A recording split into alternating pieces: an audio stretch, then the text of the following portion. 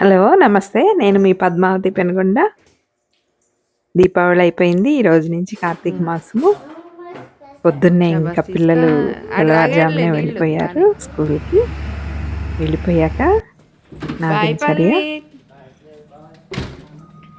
ఇంకా స్వామివారికి పూలు కోసుకొని, ఈరోజు బలిపాడ్యమి కనుక కార్తీక మాసం మొదటి రోజు స్వామివార్లందరినీ మనం తిరుమంజనం చేసుకోవాలి.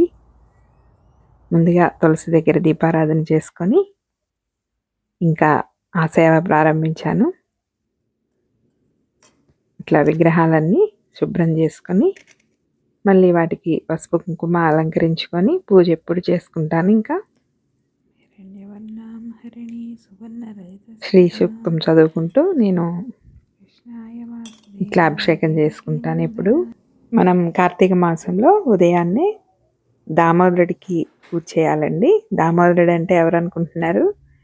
దామములతో కట్టబడినవాడు, యశోదమ్మతో ఇంకెవరున్నారు? మన కృష్ణయ్య.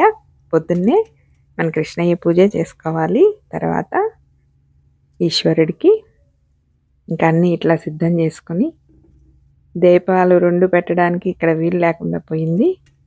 ఫైర్ అయిపోతుందండి, అలారం మోగుతుంది. అందుకే నేను చిన్న దీపమే పెట్టుకుంటున్నాను దేవుడి దగ్గర.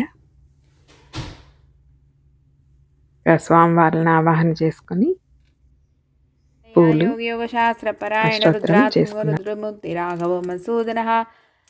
సర్వదారిద్ర్యనాశనాయ సుఖవర్ధనాయ శ్రీ విష్ణవే నమః. అష్టోత్తరశతనాం పూజాం సమర్పయామి.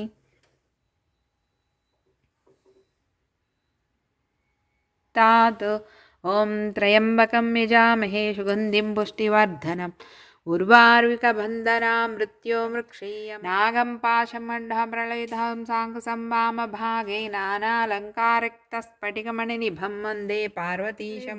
గోరేభ్యో సర్వేభ్యో సర్వరుద్రేభ్యో నమస్తే అస్తు రుద్రరూపేభ్యః. శ్రీ భవానీ శంకర స్వామినే నమో నమః.